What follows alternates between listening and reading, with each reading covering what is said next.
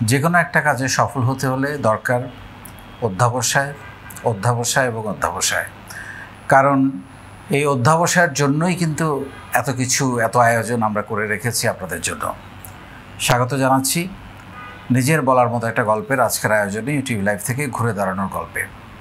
আমরা আজকে দুজন অতিথিকে আপনাদের সামনে পরিচয় করিয়ে দিব, তাদের গল্প শুনবো এবং তাদের গল্প সারা বাংলাদেশকে সারা পৃথিবীকে শোনাবো। এই ফাউন্ডেশনের জন্মই হয়েছে আজ থেকে 8 বছর আগে বাংলাদেশের তরুণ তরুণীদের উদ্যোক্তা তৈরি করতে, বেকারত্ব দূর করতে এবং একই সঙ্গে তাদের দক্ষতা বৃদ্ধি করতে। মাত্র 164টা ছেলে মেয়েকে নিয়ে আমরা যে যাত্রা শুরু করেছিলাম 8 বছর আগে, একটা ব্যাচে টানা 90 দিন করে প্রশিক্ষণ দিয়ে আজ আমাদের 31তম ব্যাচে এসে শিক্ষার্থীর সংখ্যা প্রায় 27 লাখ। এই ব্যাপক কর্মযজ্ঞ আমরা করে যাচ্ছি সম্পূর্ণ বিনামূল্যে। এখানে প্রশিক্ষণ নেওয়ার জন্য 90 দিন ধরে আমরা যে প্রশিক্ষণ দিই একটা ব্যাচে, এই প্রশিক্ষণ নেওয়ার জন্য কাউকে কোনো টাকা দিতে হয় না। এটা বাংলাদেশের একমাত্র প্ল্যাটফর্ম যেখানে প্রতিদিন এবং বিনামূল্যে প্রশিক্ষণ দেওয়া হয়। এটা বাংলাদেশের দ্বিতীয়টা আর নাই কোথাও। এই যে আমরা কাজ করে যাচ্ছি গত 8 বছর ধরে, এটার ইম্প্যাক্টটা কি? আসলে আমরা কি এই মানুষগুলোর জীবনে কোনো পরিবর্তন আনতে পেরেছি? যে মানুষগুলো আমাদের সাথে আছেন, শিখছেন, স্বপ্ন দেখছেন, অনুশীলন করছেন, পরিশ্রম করছেন, এগিয়ে যাওয়ার পথে হাঁটছেন, তাদের গল্পগুলো মূলত শেয়ার করার জন্যই এই অনুষ্ঠান। এবং যারা দেখছেন, যারা এখনও উদ্যোক্তা হওয়ার সাহস পাচ্ছেন না, আমি মনে করি ওনাদের গল্প শুনে আপনাদের মধ্যেও সাহস তৈরি হবে। কারণ আমি সবসময় বলি যে এই যে গল্পগুলো আমরা শেয়ার করি, এই গল্পগুলো আপনাদেরকে বিজনেস আইডিয়া দিবে, সাহস দিবে এবং একই সঙ্গে আপনাদেরকে এগিয়ে যাওয়ার অনুপ্রেরণা দিবে। আমাদের সঙ্গে আছেন ফারুক আহমেদ সুজন, তিনি সিরাজগঞ্জের সন্তান। আপনি যদি আপনার গল্পটা বলেন যে কেন আপনার বা কখন আপনার মনে হলো যে আমার ব্যবসা করা দরকার বা উদ্যোক্তা হওয়া দরকার, এবং সেইখানে ফাউন্ডেশন আপনাকে কতটা হেল্প করেছে? আসলে আমি মাদ্রাসায় পড়াশোনা করছি। তো মাদ্রাসায় পড়া অবস্থাতেই আমার ভিতরে একটা ইচ্ছা শক্তি ছিল, মানে আমার বাবা বিজনেস করতো। আমাদের সিরাজগঞ্জ তো লুঙ্গি শাড়িতে বিখ্যাত। তা আমাদের নিজের ফ্যাক্টরি ছিল, 8টা মেশিন ছিল পারলো, যেটাতে লুঙ্গি তৈরি হয়, ওটা আমার বাবা দেখাশোনা করতো। এবং আমার দাদা বাচ্চা যারা সব একসাথে ছিল। তা আমি মাদ্রাসায় পড়তাম, আর আমার আব্বু আম্মুকে বলতাম আমি ব্যবসা করবো, আমি চাকরি বাকরি কিন্তু করবো না। এরা ছোটোবেলা থেকেই আমার ইচ্ছা। তো যাই হোক, হাফেজ শেষ করলাম 2008 সালে। পরে আবার জেনারেল লাইনেও কিছু পড়লাম, ইন্টার শেষ করার পরে এখন তারপরে ব্যবসায় আমাকে যুক্তি দেয় না। তাই যাই কিছু করো, ঢাকার দিকে যাও, চাকরি বাকরি করা লাগবে, নিজের পায়ে দাঁড়াও। আচ্ছা ঠিক আছে। পরে এই উত্তরা 4 নম্বর সেক্টরে একটা চাকরি হইল। তো এখানে চাকরি করলাম মেসেঞ্জার বয়, মানে বিভিন্ন কোম্পানিতে গিয়ে চেক কালেক্ট করতাম, বিল আনা করতাম। 1 বছর করলাম। তারপরে করোনা চলে আসলো, ওটা বন্ধ হয়ে গেল, আমি বাড়িতে গেলাম। তারপরে আর আসা হয় না এই চাকরিতে। তো ইতিমধ্যে আমার বাবা ওই ব্যবসায়িক ক্ষেত্রে একজন লোক ব্যবসায়িক পার্টনার ছিল। তো উনি আমার বাবার থেকে অনেকগুলো টাকা নিয়ে উনি মানে বিদেশ চলে যায় না বলে। আমার বাবা তো ঋণগ্রস্ত হয়ে গেল।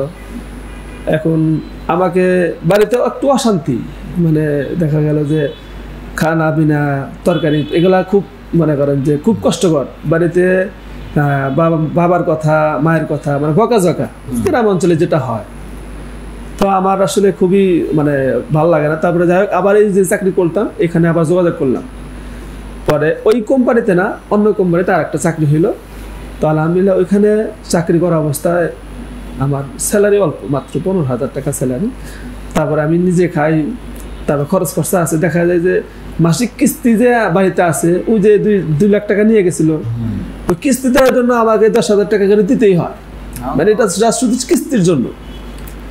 তো এখন আমার তো একটা ইয়া আছে, তো তখন চিন্তা ভাবনা করলাম যে কী করা যায়।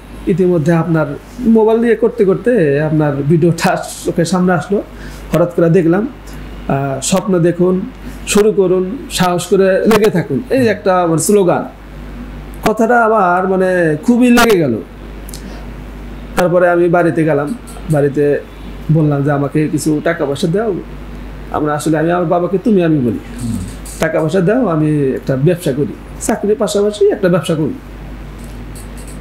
বাবার কাছে তখন টাকা ছিল, গরু বিক্রি করছে, তো ওই জন্যই আমি টাকাটা চাইছি যে এখন চাইলে অবশ্য দিব। তখন আমার বাবা বলল যে মানে বাবা ভাবছে যে ছোট মানুষ, ওকে দিয়ে হবে না। তো বাবা আমাকে ডাইরেক্ট বলে নাই, আমার আম্মাকে বলছে যে নিজের পায়ে দাঁড়াতে কও, নিজে পায়ে দাঁড়ায় টাকা কামাই করে তারপরে ব্যবসা করতে কও। আমি তো টাকা পাইলাম না, মা এই কথা কইল, মনে খুব কষ্ট, মানে একা একাই খুবই খারাপ লাগছে। তো যাই হোক, পরে আমি আবার চাকরি নিলাম, ডিবিএল কোম্পানিতে, গাজীপুর ডিবিএল চাকরি নিলাম, গার্মেন্টস। আমি আসলে মানে এত পরিশ্রম করি না, আমাকে ছোটোবেলা থেকে বাবা মা মানে কোনো পরিশ্রমই করায় না। হ্যাঁ, তারপরে ওইখানে এসে টেক্সটাইলে কাজ করলাম, রাইতে নাইট ওয়াশে কাজ করায়, মানে আমার খুব কষ্ট। এটা কাজ করি আর মনে করি কী করা যায়, কী করবো, ওইখানে তো আরও বেতন কম। ইতিমধ্যে আমি ফেসবুকে আবার একজন লিখছে রিসেলার হিসেবে কেউ কাজ করলে আমাদের সাথে যোগাযোগ করবেন, জামালপুর বাড়ি, নাম হচ্ছে ইমরান হোসেন। তো ভাইয়ের সাথে কথা বললাম মেসেঞ্জারে, ভাই আপনার প্রোডাক্ট কী কেমন ব্যবসা করা যায়, আপনাকে আমাকে শিখান। তো উনি বললো যে ভাই আমি আপনাকে পিকচার দিব, ছবি পণ্য দিব, আপনি অর্ডার নেবেন, আমি এখানে মাল পাঠিয়ে দেবো, কমিশন আপনি পাবেন।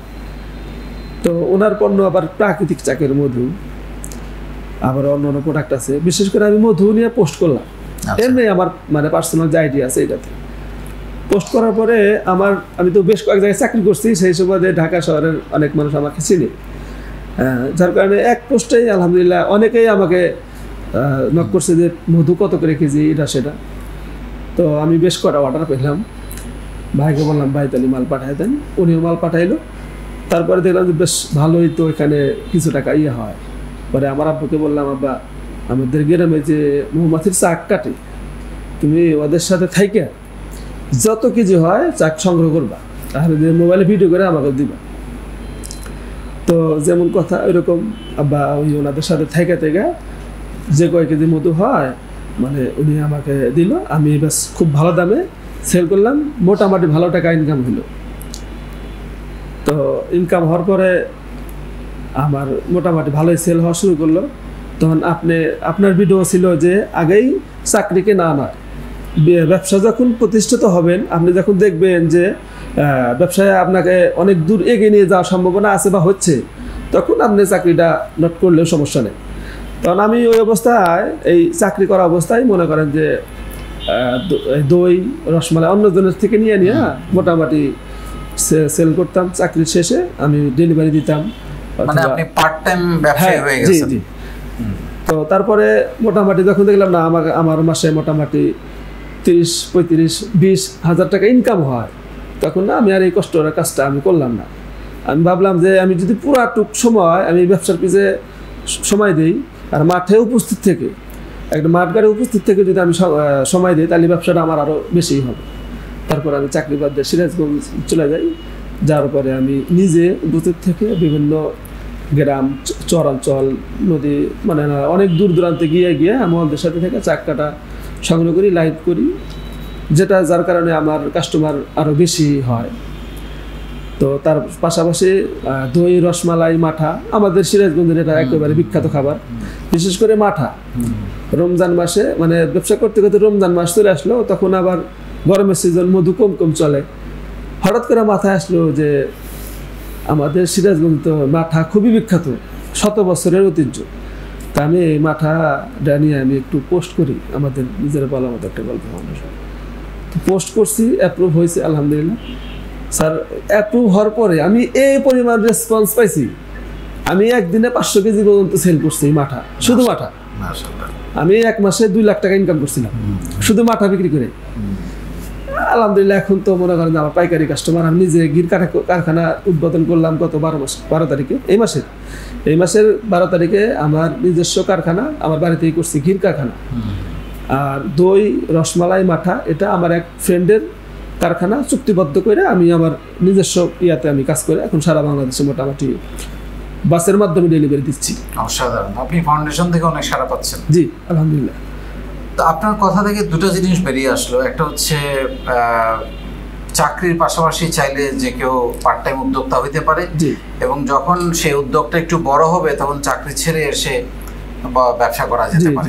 সো এটা একটা দারুণ শিক্ষা আমার মনে হয় আপনার থেকে পেলো, যেটা আমি সবসময় বলে থাকি যে আপনি চাকরির পাশাপাশি কিছু একটা করেন এবং আপনি সেভাবে এগিয়ে যান। তারপরে যেটা আর একটা আপনার, যে আপনাকে আপনার বাবা হয়তো টাকাটা দেয় নাই, আমি বলবো যে ভালো করছে।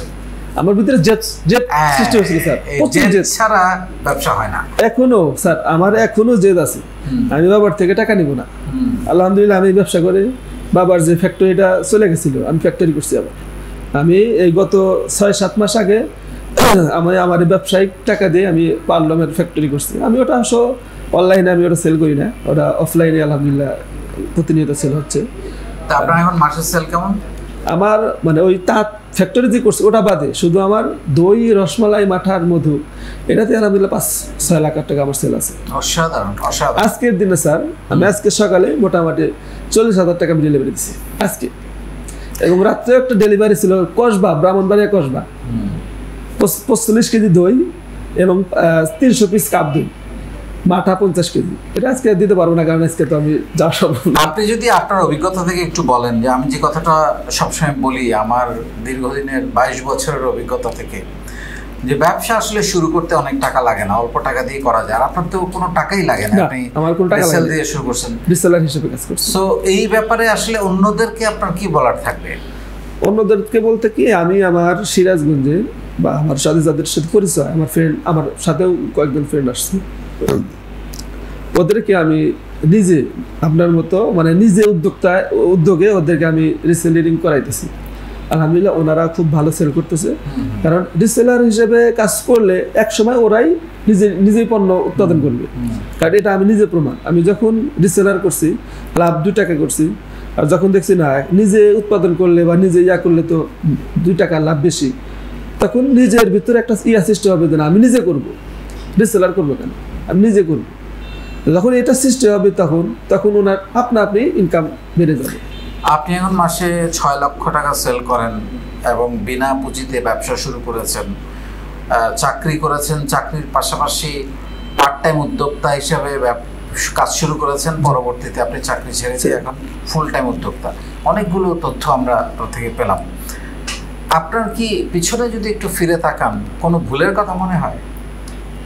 ভুলের কথা স্যার, তেমন মাদ্রাসা পড়াশোনা করছি তো তেমন ভুল একটা কিছু করি নাই, তবে পড়াশোনাটা আরো বেশি করা উচিত ছিল। আমি ওই বাড়ির সমস্যার কারণে হয়তো একটু পিছুটান আমার ভিতরে একটু গাফলতি ছিল, যার কারণে পরবর্তী পদক্ষেপে আমি আগাই নাই। তবে পড়াশোনা একটা করার ভুল ছিল স্যার, আরও পড়াশোনা করা উচিত ছিল, কারণ বর্তমান যে সোসাইটি, এই সোসাইটিতে আসলে একেবারে মানে পরিপক্ক না হলে চলে না। বিভিন্ন প্ল্যাটফর্মে গেলে অবশ্যই মানে শিক্ষিত হতেই হবে, এর বিপরীত কিছু নাই। আপনি ভালোই কথা বলছেন, এটা কিভাবে আয়ত্ত করলেন? সুন্দর কথা বলছেন, সুন্দর করে কথা বলছেন। এটা আসলে স্যার ওই আপনি মুখে জড়তা ছাড়ানোর জন্য মানে ছোট ছোট ভিডিও, তারপরে মানুষের মাঝে 2-4টা কথা বলা, আস্তে আস্তে অল্প অল্প করে কথা বলার জন্য অনেক ভিডিও দিচ্ছেন, আমি দেখছি। তো সেই থেকে আমার একটু মানে যেখানে যাই আমি একটা ছোট্ট পার্সেল আমি ডেলিভারি দিতে চাই, কে কি মনে করলো সেটা দেখার বিষয় না, আমি একটু লাইভ ঢুকে আমি বলি যে মানে এই মুখের জড়তা কাটানোর জন্য। আসলে আমি আগে কথা বলতে পারতাম না, এখনো যে বলতেছি কাঁদতেছি আমি, কিন্তু আগের মতো না। অনেক অনেক অনেক ভালো বলছেন। আপনার এরকম কোনো বিড়ম্বনা জীবনে আছে যে ফেল মারবা, তোমাকে দিয়ে কিছু হবে না, বা সহযোগিতা না করা, একটু নিচু চোখে দেখা, এখন তারা আপনাকে নিয়ে প্রশংসা করে? অনেকেই আছে স্যার, অনেকে আছে। আশেপাশের লোকজন বিশেষ করে নিজেদের রিলেটিভ যারা আছে অনেকেই মানে আমি যখন চাকরি ছেড়ে ওগুলা করি তখন মানে বিকেলে হলে তো আমরা পার্সেলগুলা মধু বা অন্য পার্সেলগুলা পার্সেল করে ভ্যানে করে নিয়ে যাই। এখন গাড়ি কিনছি তখন তো মানে গাড়ির ভ্যানের জন্য অনেক অপেক্ষা করছি। তো যাইতে দেখা গেল যে এলাকার গ্রাম, তো গ্রামের ভিতরে দাদি নানি নানা এরকম টাইপের লোক থাকে না, তারা আমাকে মানে মধু বিক্রি করতেছ, মধু বিক্রি বেচে কি করবো, মধু বেচে কি বউ পালা আনবি, এই যে একটা মানে দাদা মানে ভাই ব্রাদার এই কোয়ালিটি লোকজন আমাকে মস্করা করতো, টিটকারি মারতো। বন্ধু বান্ধবের ভিতরেও সেম তাই। আল্লাহর রহমতে এখন ওই সমস্ত লোকজন আইসা আমার কাছে মোটামুটি বুদ্ধি চায় যে আমার একটু শেখাও, হ্যাঁ আমার কাছে শেখাও আর কিভাবে করলে এগিয়ে যাওয়া যায়। আমি আলহামদুলিল্লাহ আমার মেধায় যতটুকু আসে আমি তাদেরকে সাপোর্ট করি, বলি যে আমি সবসময় যেটা বলি যে আপনাদের সকল কথার জবাব আপনার কাজ দিয়ে, আপনার এগিয়ে যাওয়া দিয়ে দেখাতে পারেন, সেটাই আসলে সত্যি জীবনে, এবং সেটাই প্রমাণিত হয়েছে। আপনার স্বপ্ন নিয়ে একটু শুনতে চাই, কোথায় দেখতে চাই ফারুক নিজেকে 10 বছর পরে? আমি আসলে আমার এলাকায় তো ভালো একটা পজিশন তৈরি করতেছি, ইনশাল্লাহ করব। এলাকার পরেও আমি আমার স্বপ্ন, যেটা আমি উত্তরাতে অনেক লম্বা টাইম থাকছি, 4-5 বছর উত্তরাতে থাকছি। উত্তরাটা আমার মানে খুবই সুন্দর লাগে, এই শহরটা বিশেষ করে উত্তরা শহর আমার কাছে খুবই সুন্দর লাগে এবং পরিবেশ আমার কাছে খুবই ভালো লাগে। আমার স্বপ্ন আমি উত্তরাতে নিজের একটা ব্র্যান্ড তৈরি করব একটা সময়, ইনশাআল্লাহ। আমার স্বপ্ন আল্লাহ তাআলা কবুল করেন। স্যার দোয়া করবেন। অনেক দোয়া থাকলো আপনাদের দুজনের প্রতি, অনেক এবং আপনাদের গল্প আমার খুবই ভালো লেগেছে, অনেক ইন্সপায়ারিং ছিল।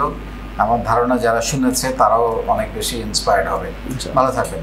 এই গল্পগুলো আপনাদের সাথে শেয়ার করার উদ্দেশ্য একটাই, আপনাদের মধ্যে সাহস তৈরি করা, যে ওনারা পারলে আপনি কেন পারবেন না। এবং এই প্রশ্নটার উত্তর যখন আপনি খুঁজে পাবেন যে ওনারা পারলে আমি কেন পারবো না, তখনই আপনার মধ্যে পরিবর্তন আসবে, সাহস আসবে, শেখার আগ্রহ তৈরি হবে এবং এগিয়ে যাওয়ার স্বপ্ন দেখবেন। আমি সবসময় তাদেরকে অনুষ্ঠানের শেষে জিজ্ঞেস করি আপনাদের আগামী 10 বছরের স্বপ্ন কী। এই কথাটা ওনাদের মুখ থেকে বের করার একটা মাত্র কারণ, যে স্বপ্নটা কিন্তু আজকে ওনাদের মধ্যে গেঁথে গেছে যে আমাকে 10 বছর পরে ওখানে যাইতে হবে। সো নিজের সাথে নিজের যে শপথ, এটা অন্যের সাথে শপথ ভঙ্গ করা যায়, কিন্তু নিজের সাথে নিজের শপথ কেউ ভঙ্গ করতে পারে না, কারণ এটা নিজেকে দেয়া নিজের ওয়াদা। সো আমার মনে হয় এই ধরনের স্বপ্ন, এই ধরনের শপথ একজন মানুষকে আকাশ ছুঁতে সাহায্য করে। অনেক ধন্যবাদ।